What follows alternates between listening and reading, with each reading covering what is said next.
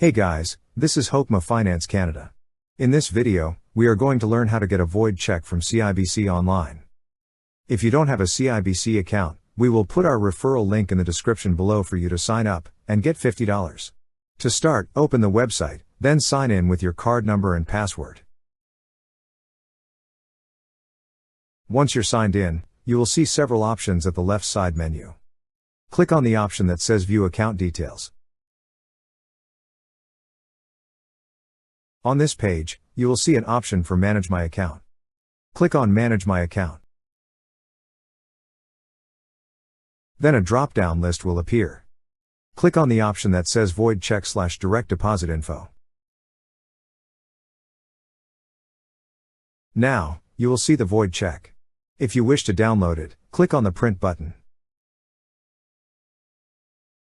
That's how you get a void check from CIBC online.